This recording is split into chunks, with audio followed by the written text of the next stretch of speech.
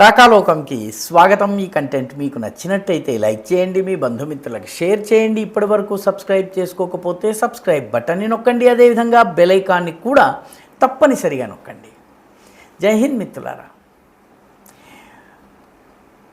పశ్చిమ బెంగాల్లో తృణమూల్ కాంగ్రెస్ ఘోర ఓటమి పాలైంది.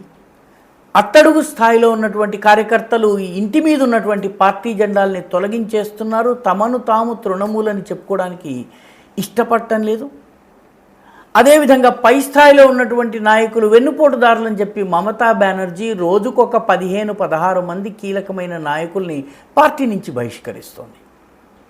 మళ్ళీ తృణమూల్ కాంగ్రెస్ తన కాళ్ళ మీద లేచి నిలబడి ఎన్నికల్లో పోటీ చేసి గెలిచేటటువంటి పరిస్థితి కనిపించడం లేదు. ఎందుకంటే అధినేత్రి వచ్చే ఎన్నికలకి ఆమె ఆరోగ్యం ఏ స్థాయిలో ఉంటుంది, ఆమె రాజకీయంగా ఎంత క్రియాశీలకంగా ఉంటుందన్న అనేక ప్రశ్న చిహ్నాలు ఉన్నాయి. అయితే తృణమూల్ సమస్యలు కేవలం బెంగాల్లోనే కాదు, జాతీయ రాజకీయాల్లో కూడా దీని ప్రభావం ఉండబోతోంది. ముఖ్యంగా రాజ్యసభలో దీని ప్రభావం ఉండబోతోంది. రాజ్యసభలో ప్రస్తుతం మొత్తం బెంగాల్కి 16 సీట్లు ఉన్నాయి. అందులో 13 సీట్లు తృణమూల్ కాంగ్రెస్ గెలుచుకుంది. 13 తృణమూల్ రాజ్యసభ ఎంపీలు ఉన్నారు.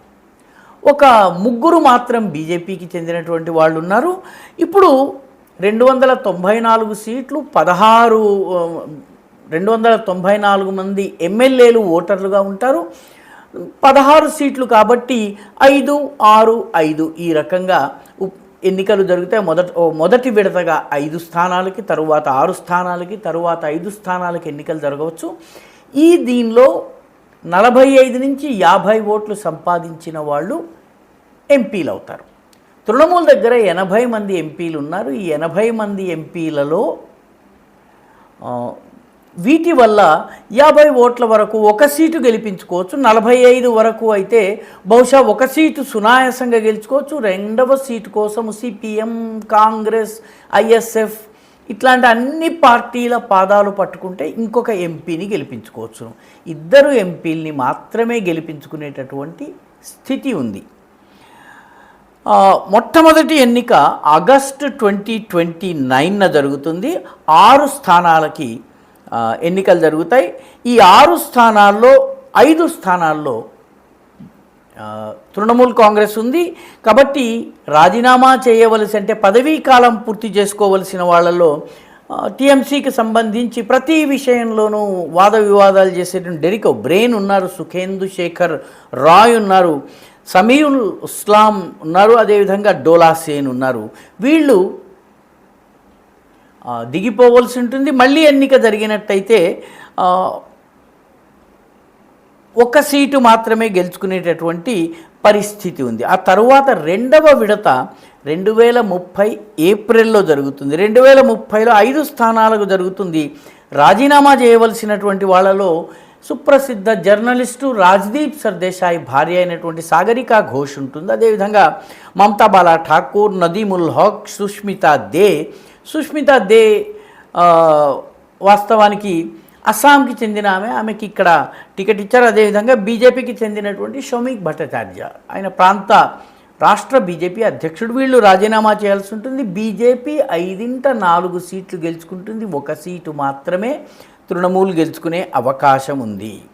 2032 ఆగస్టులో మళ్ళీ 5 సీట్లు ఖాళీ అవుతాయి. ఈసారి రాజీనామా చేయవలసినటువంటి వాళ్ళలో తృణమూల్కు చెందినటువంటి బాబుల్ సుప్రియో, రాజీవ్ కుమార్, మేనకా గురుస్వామి, మన హైదరాబాద్కి చెందినటువంటి మోహన్ గురుస్వామి యొక్క కుమార్తె. ఈమె మొట్టమొదటి ట్రాన్స్జెండర్ రాజ్యసభ ఎంపీ మన దేశంలో. కోయల్ మల్లిక్, వీళ్ళతో పాటు బీజేపీకి చెందినటువంటి రాహుల్ సిన్హా కూడా రాజీనామా చేయాలి. వీటిలో మళ్ళీ భారతీయ జనతా పార్టీ 5 సీట్లలో 4 గెలుచుకుంటుంది. తృణమూల్ 1 సీటు మాత్రమే గెలుచుకుంటుంది. పర్యవసానంగా ప్రస్తుతం 13 సీట్లు ఉన్నటువంటి రాజ్యసభలో 13 సీట్లు ఉన్నటువంటి తృణమూల్ కాంగ్రెస్ ఆగస్టు 2029 నాటికి 10 సీట్లకి, ఏప్రిల్ 2030 నాటికి 7 సీట్లకి, అదేవిధంగా 2032 ఏప్రిల్ నాటికి 3 సీట్లకి పడిపోయేటటువంటి పరిస్థితి ఉంది. ఆ తరువాత ఎన్నికల ఫలితాల తరువాత మళ్ళీ 5-6 ఏళ్ల వ్యవధిలో తృణమూల్ది పెరిగితే అధికారంలోకి వస్తే పెరగొచ్చు, అధికారంలోకి వస్తుందా అన్న విషయంలో పెద్ద ప్రశ్న చిహ్నం ఉంది. కాబట్టి తృణమూల్ యొక్క రాజకీయము జాతీయ స్థాయిలో రాజ్యసభలో వచ్చే ఎన్నికల్లోగా ముగిసిపోతుంది. కాబట్టి తృణమూల్ ఎంపీలు ఆమ్ ఆద్మీ పార్టీలాగా కొందరు గుండుగుత్తగా పార్టీ నుంచి ఇచ్చి బీజేపీలో చేరినా కూడా ఆశ్చర్యపోనక్కర్లేదు. కొందరు మమతా బెనర్జీని నమ్ముకుని ఉండే పరిస్థితి ఉంది. లోకసభలో కూడా వచ్చే ఎన్నికల్లో ఫలితాలు ఏ రకంగా ఉంటాయి చెప్పలేము. ఒకవేళ కనుక బీజేపీ ఢంకా బజాయించి గెలిచినట్లయితే తృణమూల్ కాంగ్రెస్ 5-6 స్థానాలకి పరిమితమైనట్టయితే జాతీయ రాజకీయాల్లో కూడా తృణమూల్ కాంగ్రెస్ గుండు సున్నగా మారేటటువంటి పరిస్థితి ఉంది. ఒక రకంగా ఆ పార్టీ రాష్ట్రంలోనే కాదు రాజ్యసభలో లోకసభలో కూడా బలాన్ని కోల్పోబోతోంది. రాబోయేటటువంటి ఎన్నికలు జరిగే నాటికి, నెక్స్ట్ అసెంబ్లీ ఎన్నికలు లేదా లోక్సభ ఎన్నికలు జరిగే నాటికి తృణమూల్ కాంగ్రెస్ బలహీనపడటమే తప్ప బలపడేటటువంటి లక్షణాలు కనిపించటం లేదు. ఈ వీడియో మీకు నచ్చినట్టయితే లైక్ చేయండి, షేర్ చేయండి, ఈ ఛానల్కు సబ్స్క్రైబ్ చేయండి. మీ అభిప్రాయాన్ని కమెంట్ల రూపంలో తప్పనిసరిగా పంపించండి.